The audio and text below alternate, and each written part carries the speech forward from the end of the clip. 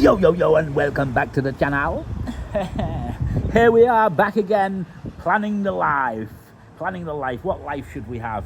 What would I do if I had $1 million sitting there, direct on the table, hard currency? What would I do with it? If I'd come across a windfall or some inheritance, or I'd sold my business, or a lottery win, what would I do? Somebody's asked that question, but they haven't gone into detail about their age, about their risk tolerance, about their plans, about how old they think they'll live to. They've just asked, what would you do with $1 million? If you had $1 million in cash, what would you do with it? If you didn't have any assets whatsoever, what would you do? Well, let me tell you, the first thing, I know this is going to sound really boring, and I thought this as well. I thought, this is proper boring. What a boring guy. What a boring video. When somebody says, oh yeah, you should invest in yourself. Oh, stop it. Invest in yourself. What does that even mean? I've just come across $1 million. I want to throw it into something fast. It's burning a hole in my pocket, and I'm thinking, I just want to spend it.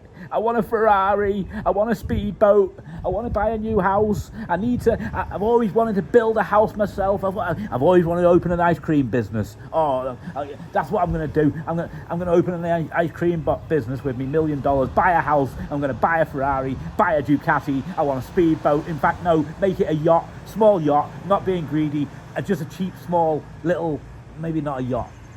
I can't really afford a yacht on $1 million. Now, this is the problem. This is where it all starts. This is the greed side of it, right? If you get $1 million on the table and you're Mr. Average Joe Blogs, right?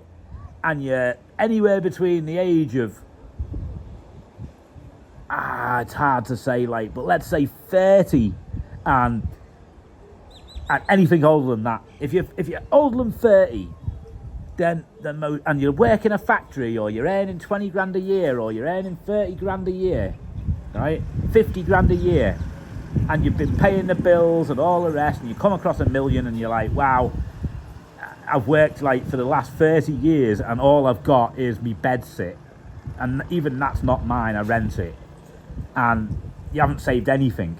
Right, the likelihood is you're habited to that lifestyle, right? And you're gonna get that $1 million. You're gonna blow it, right?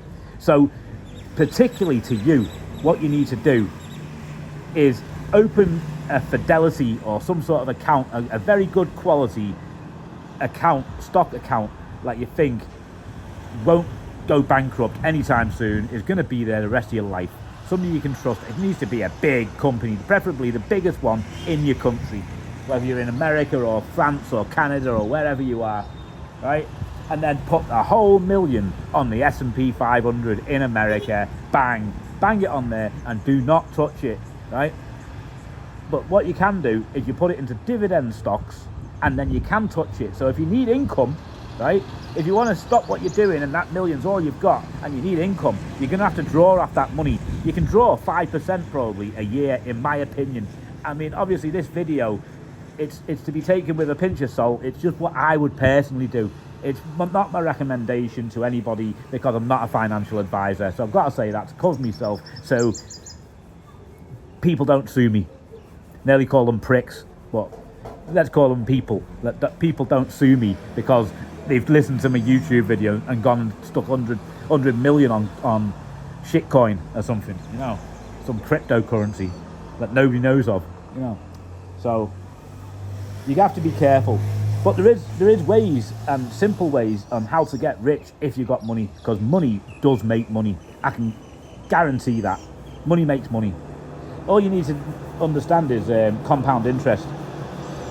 If you understand compound, you understand a lot, and compound interest is very easy to understand. I mean, a lot of stuff I didn't understand when I first started out doing stuff. Investing into businesses, investing into land, properties, stock market, things like that, right? But I've got a long list, and I am dyslexic, and I'm winging this video, right? I'm just gonna tell you this video as it is, as I go. So unfortunately, as I read through it, it might be a second or two that I would have edited out if I edited my videos, but I don't. So 5 minutes gone, let's get started, right? First of all, with $1 million, the way I'd look at it is you need to respect the first dollar, and then every dollar after the first dollar, you need to respect it. Learn to respect the dollar. Don't just throw it away. It's good to give to charity, it's good to help out, but don't just give it away. You get $1 million, oh yeah, I'll buy me mum a new house at work, 200 grand, hey, I'll buy a gold chain, yeah, look boss, I look boss. Don't do it. Don't do any of that. You need to invest the money, and then the money that money makes you, then you can spend all of that, no problem. If you want to take all of it, you can take all of it, right? But it's going to be a big chunk of money, because $1 million, you should be able to get like at least 10% a year realistically, right? On average, 10% a year you should be able to get, and that's 100,000 a year to live on. Euro, dollar, pound. I work in pounds. I'm British, and pounds. I probably need like $1.4 million to have $1 million in pounds. £1 million would probably equal $1.4 million. See, I would have edited that out and changed that bit. Anyway, next one that you need to do is remember it's all about risk reward, everything, the whole lot, right? It doesn't matter whether it's buying yourself a little bar in the Bahamas, or whether it's investing in Coca-Cola stock. It's all risk reward, all of it, like. So there's that, and you need to balance it. You can't just put like what you could do. You could get your $1 million and say, you know what, I believe that this shitcoin's going to go to 100x, right? So I'll have 100 million within 6 months. That's what I believe, and you might be right, but to put all of it on, oh my God, that would be very, very dangerous. And if it was, unless you were like some Arab prince of Dubai or something like that, who's got like billions, then be careful, like, you know, because if you've only got like, if you only got $1 million and you put it all onto one thing or one stock, you believe in Tesla stock, I believe in this company, and you put it all onto one stock, you're going to find that maybe you get unlucky. And if you get unlucky, that's no good for you, because obviously you want to look after this $1 million, right? Like I say, respect the first dollar, like you respect every dollar after that. You need to value your time. You've got $1 million now, right? So do you really need to go to work for like $15 an hour, $25 an hour, when you could just sit on the beach, relax, you know, sit on your terrace, just looking at your beach view, thinking, oh, what's happening out there today? Oh, it's beautiful today. Beautiful, nice sunny day. You know, this is what I mean. Like, you've got to work out your plan. And all will be good in the end, right? But you got to value your time. Like, you have to value your time. You have to know what it's worth, right? Don't just give it away for free. The whole idea about getting $1 million and what to do with it is to get financially free. You need to be financially free. You need to be free so you can do what you want to do whenever you want to do it. And like I say, the easiest and safest way, in my opinion, would be the S&P 500. The whole lot in one go, 1 million, bang it in, and buy like 20 good quality companies. Yeah? Look into each company before you buy it. Keep it in cash in the account, earning 5% a year. Right, until you've worked it out, yeah, that company, I'm going to buy that company and buy that good quality company. Yeah, it needs to be like one of the top S&P 500 American companies that you buy, but instead of buying all 500 and just taking the crap with the good stuff, you just handpick the good stuff. That's the plan. The plan is to beat the S&P 500, right? I'd also look into property as well, which I'll come to in a bit. So congratulations, you're a millionaire, right? So you need to plan your life, and you need to associate with millionaires. You need to associate with people like yourself, right? So don't. Unfortunately, you got to let the bad boys go. The waste of time, the oxygen thieves in your life. You just got to say, I'm sorry. Like I love you. I think you're a funny guy to hang around with, but I'm sorry. I can't go out for a beer anymore. I'm done. Not with you. I'm sorry. Right, and that's it. That's how it is, right? Try and find people that are similar to you or better than yourself, you know. Oh, cash. People say, oh yeah, you got to hold some cash. You know what, right? I've got $4,000 to my name, $4,000, and I've got a lot of assets. I've got properties, many. I've got stocks and shares. I've got 100,000 plus of stocks and shares. And then in properties, I've got well over $1 million in property. And I want to swap over. Like I'll tell you in a bit later, I want to swap my assets. That's what I'm going to do. But back to this, holding cash to buy the dips. Yeah, you've got to hold cash to buy the dips in the stock market, or if the property market goes down, you might see people that are desperate. Recessions. People say, "Oh, recessions, everything will get destroyed in a recession. I don't want to risk myself. I'm not buying a house for $500,000 to wait for a recession to come and the house go for $300,000 and I lose $200,000 and I've got to pay it back forever. No, I'm not doing that. And the reality of it is that you need to, don't you? You know, it's part of it. It's part of making money. If you buy a house, you can leverage it. Yeah, you can take a bank loan and leverage it, which is another good thing to do with your money. That's what I would do if I was the average Joe Bloggs who come into $1 million. I'd buy some property for certain, which I'll go into. See Red as your friend. If you obviously, I want you to be invested in. If you're going to be like getting $1 million from the lottery or something, I'd want to be invested into stock market, right? And stock market, a lot of people, they get into stocks, they start buying stocks and they see the stock go down and they're like, oh my God, it's going down, I'm selling. So they sell, right? And then it hits the bottom and it bounces back up and then it goes above where they bought originally, but they've already sold out for a loss. They've lost the money. Number one to business, number one to the stock market, number one to buying stocks or buying gold or doing a business or anything like that. Don't lose money. Number two rule is don't forget rule number one. Don't lose money, right? Don't lose it, right? Obviously, you need to cut losses. You've got to be clever. Women do this better than men, but you've got to learn to cut losses, right? You need to spread your eggs. So let's say you've got $1 million. You're going to spread it into 20 pieces, right? 20 pieces is 50,000 a piece, right? So you've got 50,000 to spend on each piece, right? You might put 4 pieces together and buy a property of a four unit in America, yeah, 4-plex or something, I don't know, and buy it with a mortgage. It might happen, right? Or in England, you might buy 4 little flats, happy days, rent them out, right? So you need to see Red as your friend so that you can take advantage when there's a property sale, when there's a stock sale. You get in there. When you see red, you're like, oh yeah, fair enough. The ones I own already are going down the red, right? But I was happy to buy where I bought. I'm happy for the company that's behind the stock, because obviously it's people in Wall Street that are playing with the stocks. A stock basically is a part of a company. A company, let's say it's a can of Coca-Cola. That's the company, right? That company who owns Coca-Cola, the people who built Coca-Cola, the owners original, they sell little pieces off to investors who buy it as a stock, a share in the company. They buy a very small part of each company, of the Coca-Cola company, right?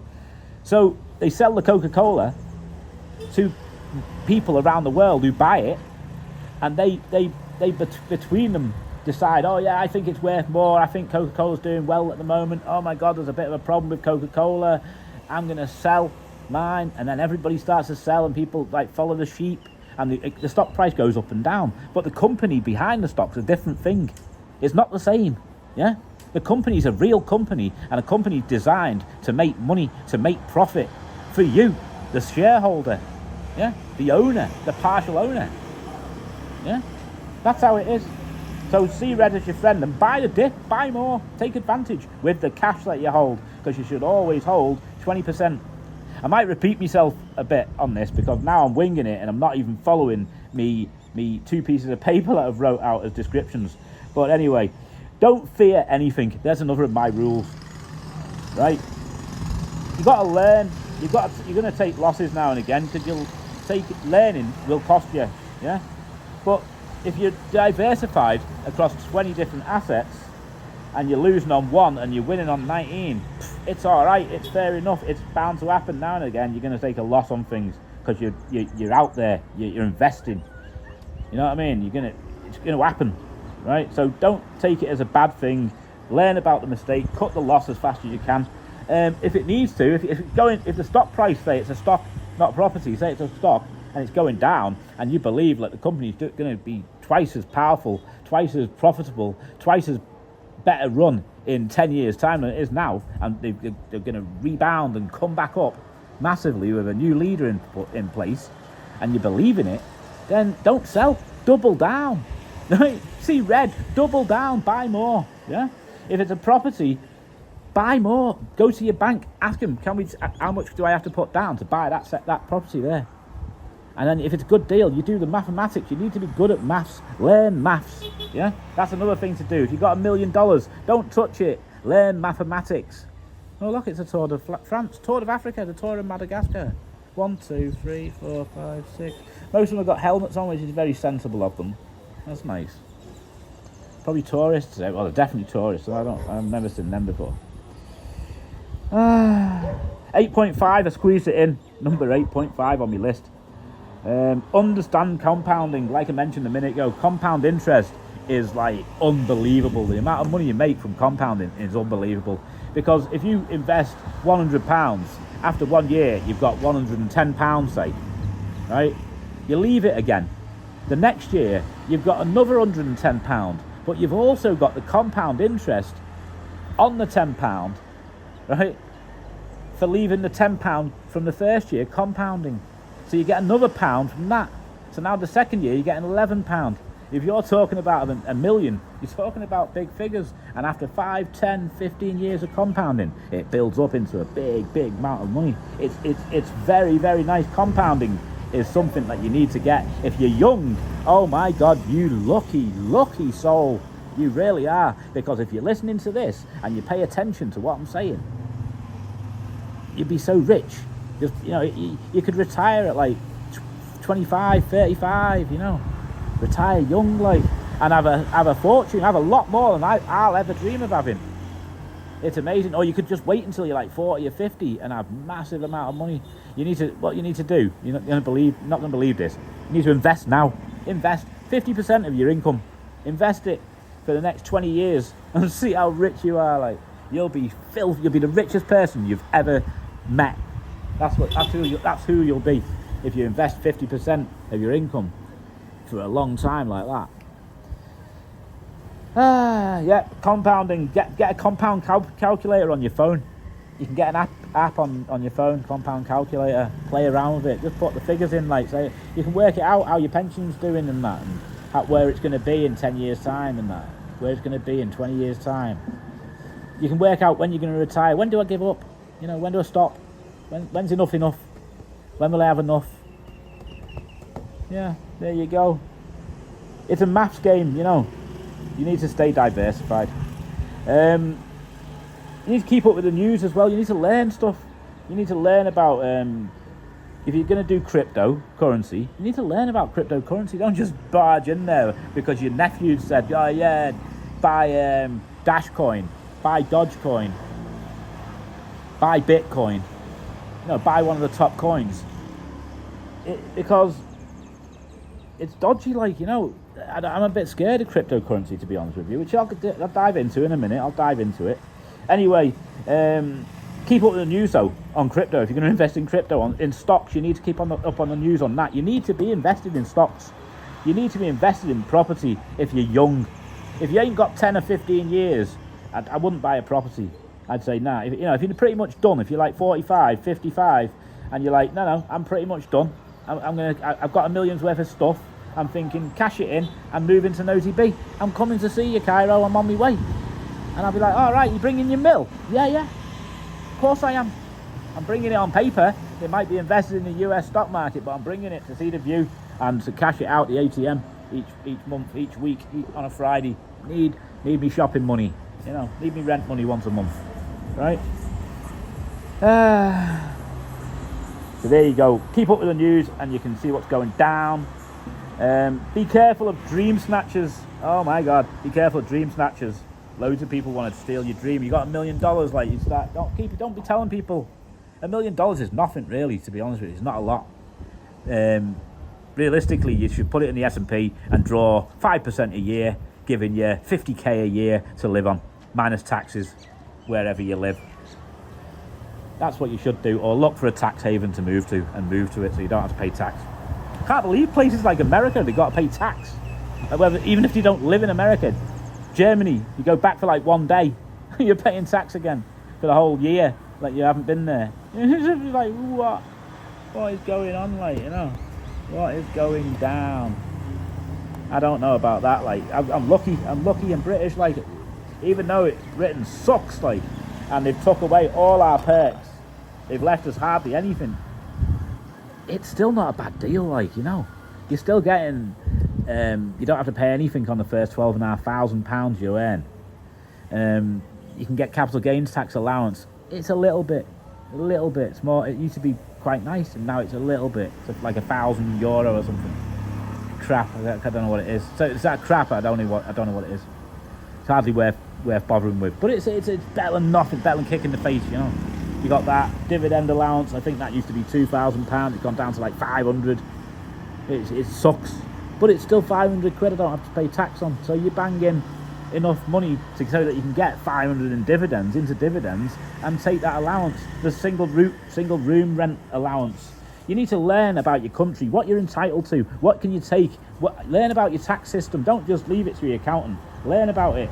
What do you need to pay? What can you claim? Should I be self-employed? Should I get a second job? Should I get a second pension off my employer? Are you employed? If you can get, like, in matching what you contribute out your wages, then you put the max in and let him put the max in, and then you can collect it when you, I don't know, that's the other problem. Can you collect it? At what age? Because they keep putting the age up in the UK. Used to be 55. Now for me, they've changed it from 55 to 57. I mean, who do they think they are? This is my pension money. This is mine. Yeah? They're taxing me. They're giving me, fair enough, they're giving me 25%. So does that mean they've got to say? No, it doesn't.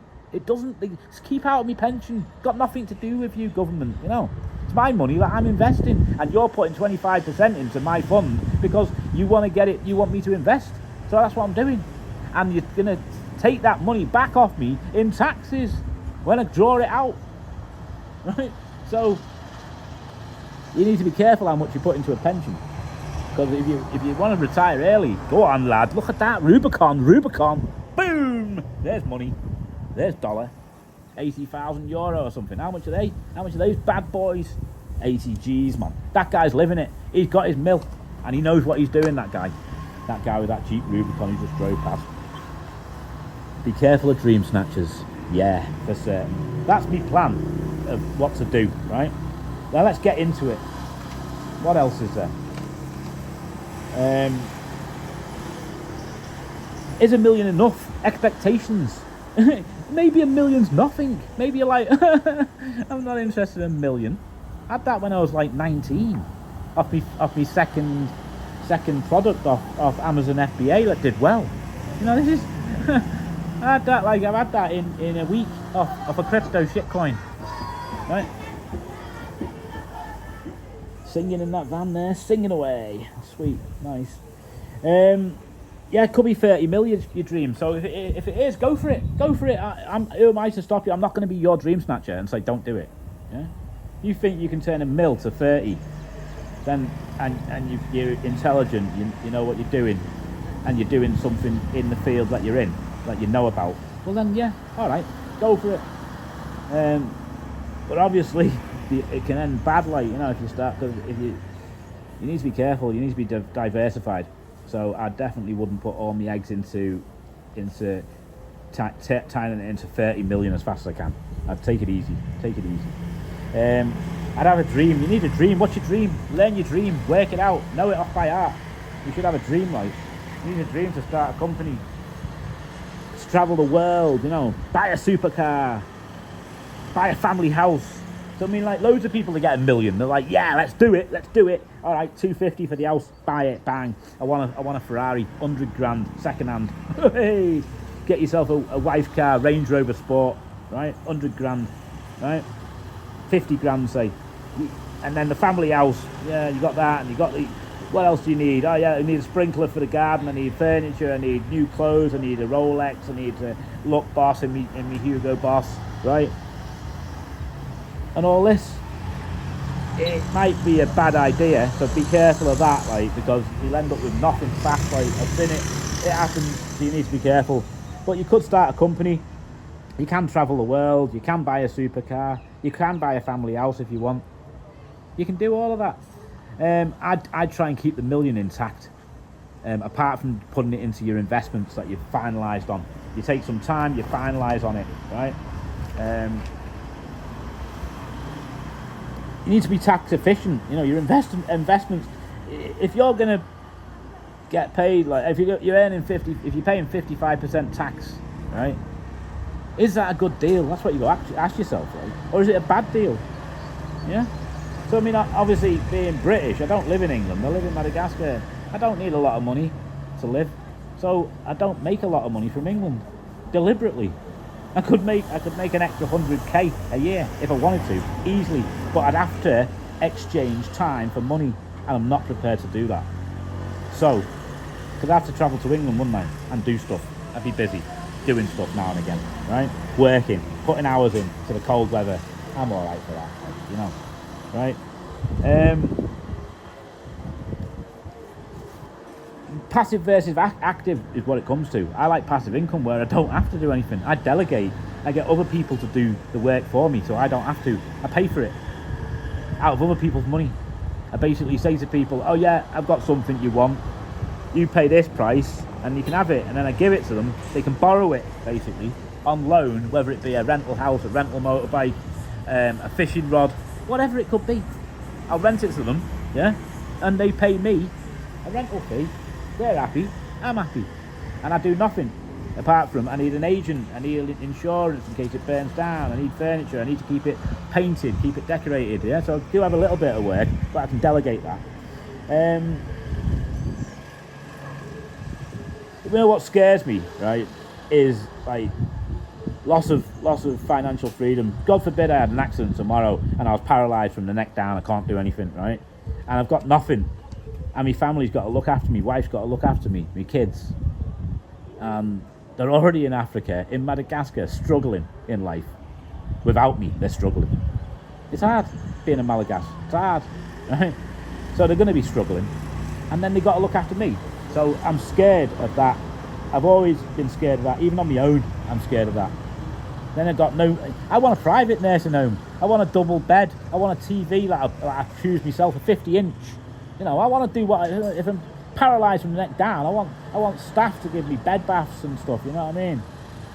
A couple of Sheilas and that to look after me. Oh, I need the money for that, right? So, I don't want to be poor, like. I don't want to be broke. I'm happy with what I've got, and I respect the money I've got. I look after it. I make sure I don't gamble it away. I'd love to get into, I love blackjack, I love it. And I'd love to go just like with 100 grand to the casino and say I'm coming out with 250. Simple as that. I'm coming out with 250. And I'd love to do that. And I'm wild enough to do that. But for some reason I managed to stop myself from so far. I've managed to stop. But yeah, I do not want to lose my financial freedom. And if you've got $1 million in cash, yeah, or $1 million in cash and assets, let's say, right? You can buy financial freedom directly and retire directly. You're done, like, you know, direct. Yeah. Two boys looking up here on that motorbike that just went past, staring up at this apartment. Everybody stares up at this apartment, like bazaars, like foreigners. They probably know me. They probably know this apartment because I do lots of videos from this apartment. And people, obviously, when they come to Nosy B, if they don't contact me, they're working out. Where's that apartment at? Where is it? No, it's in Manga Bay, he said. Manga Bay. It's on the main road. There's a little pink building opposite, you know. Timeline is everything in this game, yeah? If I'm 98 years old and I get a windfall of 1 million, I'm going to be like, get me my wheelchair, yeah?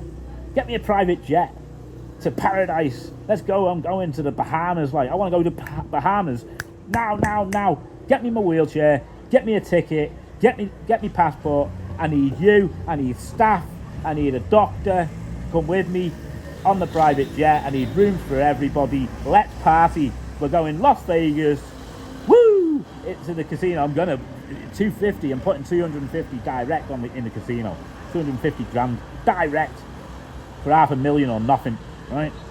And then I'm gonna fly out of Las Vegas, win or lose, and I'm going to the Bahamas for the rest of my life, and I'm gonna live it like you could only imagine.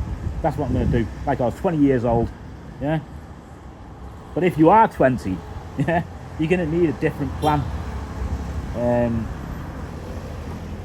Even anywhere from like 20 to like 35, yeah, and then let's say 35 years old to 55. Two different categories, two different plans in it, right? But if you're 20, you should have a plan. I would say, listen, I'm going to mess about. I'm going to go on lots of holidays, but I'm going to do a bit of business. I'm going to buy a few properties. I'm going to fix them up with workmen who can fix them all up. I'm going to rent them out for a bit, and then I'm going to sell them, or I'm going to remortgage them and take bank loans and buy more and just get a nice portfolio of 50 houses, maybe. You know, maybe that's what I'd do, yeah? Because I'm young, and if I've got $1 million now and I lose it, I believe I can make it again. I can make it again. I've got the time to make it again. Right, stocks. You definitely need stocks, right? If you've got $1 million, you need stocks. You're going to need stocks. You need a combination of growth, value, and dividend at 33.3333% each, right?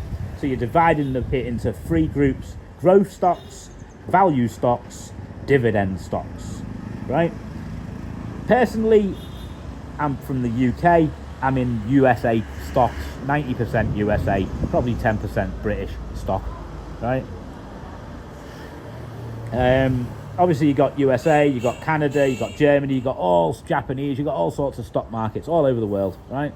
Chinese stock market, the whole lot, right? You got the whole lot all over the world, right? So you're going to need to have,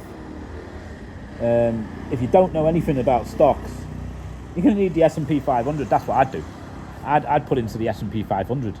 Right? I'm not a stock advisor, so don't take this as financial advice. Take this as a pinch of salt, as just a joke, a bit of a laugh, have a good time. What you do with $1 million if you won the lottery ticket, right? That's how it is, right? But you're going to get like 8 to 10% a year off the S&P on average per year. That's what I'm thinking. That's what everybody else in the stock market's thinking. That's it. That's how it is, right? So it's a 10% world we live in. So you should expect to make about 10% off your average property, off your average stock, whatever it is, you know, in rent, in asset appreciation.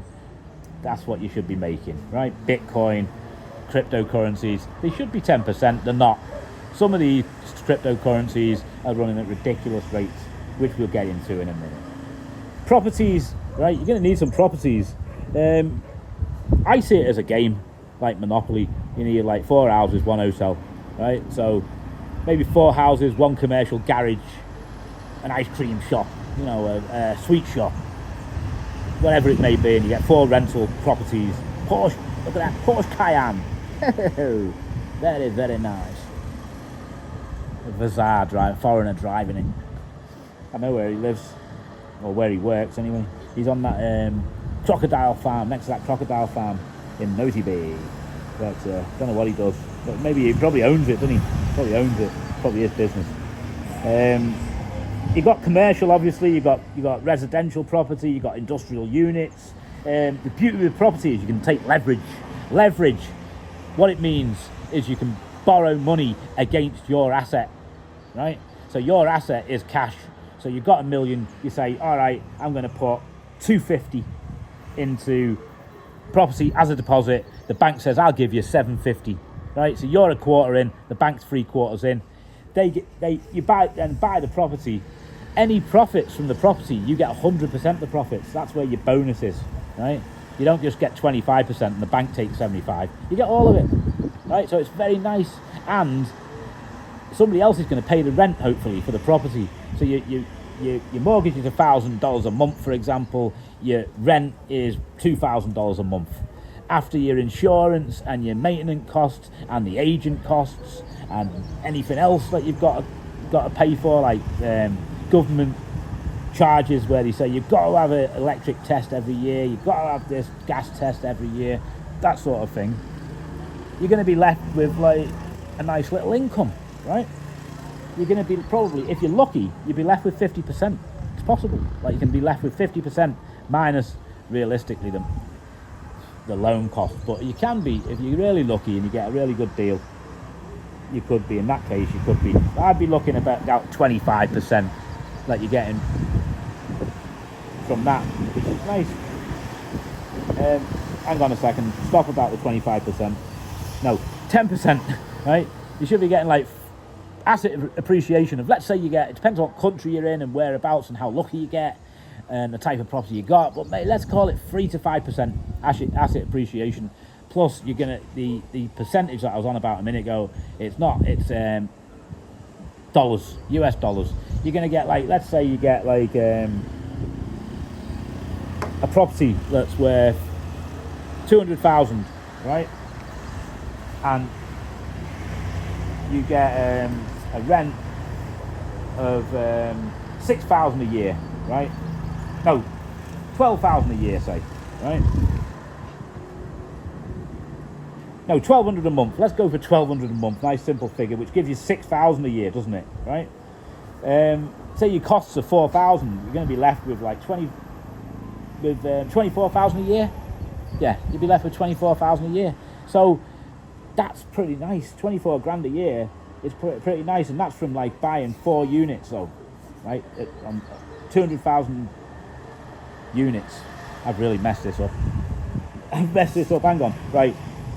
5 units worth $1 million, 200,000 each, right? You're renting them out for 1,200 a month. It's going to give you 6,000 a year, which is going to give you, after profits, after costs and that, it's going to give you 2,000 a month, which is going to give you 24,000 a year. That's right. That's how it is, right? With stocks and that, I'd look to get like 12% a year. That's what I'd like look to do. Try and outdo the S&P 500, which is 8% to 12% a year. No, 8 to 10% a year. So I'd look to try and achieve 12% a year. With a balance of risk versus reward stocks. So I'd probably get, off my stocks, I'm going to have $500,000 in stocks, right? Because I'm going to put half my portfolio in stocks. I'm going to put 25% of my portfolio in properties and then leverage it up to $1 million. I'm going to put nothing in bullion, nothing in crypto. 200,000 I'm going to put into my savings, which is going to give me 5% a year, 10 grand a year to live on there, right? I'm going to probably draw a little bit off my stocks, just so I've got cheap living costs and live in Africa. I can live here cheap for like 12 grand a year, pull 2 grand off my stock money. That's nothing, because my stock should be pulling in 10%, which is 50 grand a year, right? So I put a couple of grand in there, I'm getting like 48 grand a year. I can invest most of that, live on a little tiny bit of it. Happy days. Like, I mean, realistically, if I'm getting 60,000 from my stocks a year at like 12%, right, and I'm getting 24,000 from my property, right, after costs, that's 84, plus my savings account at 5%, my 200 grand in savings, that's going to give me 10,000 a year. That's 94 grand, right, minus taxes, of course, right. Plus I'm getting 30 grand worth of property appreciation, at least at 3% on $1 million. I'm getting 30 grand a year worth of property appreciation by just holding those properties. So after 10 years, I should be like, with me property appreciation, me stock portfolio should be booming, because I'm reinvesting pretty much like 95%, 98% I think it is, of me money, 94%, something like that, of me money, and drawing a little bit out to just cover me living costs. And not even that, because realistically, the money from the property is 24 grand minus the taxes. Let's say it's 16 grand, and I'm getting 10 grand in savings. That's 26 grand. It's enough to live. So you don't have to take any money out of stocks. You can make 50 grand compound interest plus 10%, 12% a year, 15% a year if you're lucky on stocks, if you pick the right ones. It's happy days, isn't it? That's what I'd do. I'd invest into stocks and property if I was young, and just stocks if I was older, and savings. I'd at least hold like 200 grand in cash. Now listen, this cash thing, you don't just sit on the 200 grand and take the 5%, right? What you do is you wait until there's an opportunity, when there's a recession and things go down, stock market collapses, the property market collapses, you get in with your 200 grand and you borrow from the bank if you have to on a small mortgage to get a property. You don't take too big a mortgage, because obviously people are going, it's a recession, people are going bust because the interest rates are high, so the interest rates are going to be high, yeah? But you can still maybe take a 2-year loan, wait for the recession to pass by, and then remortgage, yeah? If you've got balls of steel, that's the way to do it with a recession. Stock market, you buy, you wait until there's opportunity comes knocking. When it comes knocking and the stock price goes down and it goes in the red and you're like, yeah, it's dropping like a hammer, you wait for the recovery, right? You should learn about 150-day moving averages and 50-day stock moving averages. Read the charts, it's all in the charts, yeah? Learn about the stock charts, learn about the stock market, learn about property, learn about getting a business. Maybe take 50 grand and put it into a business. That's what I'd do. I'd put 50 grand into a business, 500 grand into stocks, 250 into property, 200 into savings, and me 50 grand into my business plan. I'm already a millionaire. I'm looking to turn that 50 grand into 500 grand, into $1 million, into 3 million. I'm not looking to draw off that money of the business. The business is going to take years to build. It's my dream, maybe, but it's still going to take years to build. You're not going to get your money back on day one on a business, yeah? It's going to take years to get you want to reinvest and grow. It's all about growth in the first few years. Growth. That's why when you're young, you buy growth and you grow. When you're middle age, you look for the value. You've got money, you've got assets. You don't want to lose your money, you don't want to lose your assets, so you stay in the value, in the middle section, like a monk, not like a monk, like a Buddhist. Take the middle road, the middle path. That's the way to do it. And if you're old, put it all into dividends and take your nice little 5% a year. Draw 5%. That's what I believe. Some people say you can draw 4% for 30 years. The likelihood, if you get to the dividend stage, the likelihood is you're going to be 55 or plus. Let's say 50 or plus. Let's say 45 or plus. 45 or plus, right? After 30 years, your money's meant to run out, right? That's 75, your money's running out. At the worst case scenario, if you went on 5% and it actually happened that 4% was what you needed to spend, not 5% a year. Me, I'm happy to take 5% because I'm an entrepreneur, I'm a gambling man, I've made it in the past, I can make it in the future. At 75, I'm gonna have so many assets that I'm not going bankrupt. I'm not going anywhere. All I'm doing now is creating legacy money. I don't need 100,000 a year. I don't need any properties for myself. I don't need anything. All I want is me stuff in Madagascar to all go to my wife and children, and them to have it for the rest of their lives, and their children to have it. I want to build apartments. I want to build houses. I want to buy land and just give it to them. Just give it to them. Just, there you go. There's a whole life income, passive income on a plate. Silver spoon all the way, right? But obviously, I still want them to learn. I'd love to live long enough to teach them myself. And this is what you do. This is how you make money, and let them become like multi-millionaires. The plan for them is they should be a lot richer than me by the time they pass their money on. It should be a lot, and then you're creating like legacy money that goes on for decade after decade after decade, passing on generational wealth. That's the dream for me. It's a hobby and a dream. It's 50% a hobby, it's probably 80% a hobby, 20% a dream. A dream for me family that's what will happen, 20%, and 80%, I'm going to make it happen. It's my dream. I'm going after my dream. I'm loving it. I like the challenge. I like the lifestyle. I like that I get to work for myself. I get to work my own hours. I get to work my own days. I can take a day off whenever I want. I can do anything I want. I can fly away tomorrow. I can do anything, and that's what I like. Like I say, it all comes down to financial freedom. Do not make the mistake of getting $1 million, £1 million, £1 million, getting a windfall, getting a bit of dollar, coming into wealth and that, and then blowing it. Oh my God, you'll be so miserable afterwards. Don't do that. Don't do it. Right? Get the money and invest it properly. This video has all been a bit of I'm not a financial advisor, so don't take it as financial advice. It's been a bit of fun, and there you go. Nice to dream. I've done it. Yeah, I come from next to nothing, and personally, with my personal wealth, right? I come from next to, I built it myself, and my mum and dad, although they were nice people, generous people, and loving people, all the properties that I got I bought it with mortgages and loans, and I paid my own money to buy it and set my own businesses up and grew my wealth, and I'd be very wealthy now, and I'd be able to afford to come and live in Madagascar on my personal wealth. But I inherited money, which gave me a fast track, a booster to retire early, to come live the dream early, to go and do it. And I chose living the dream over making big income. And realistically, I've gone too far.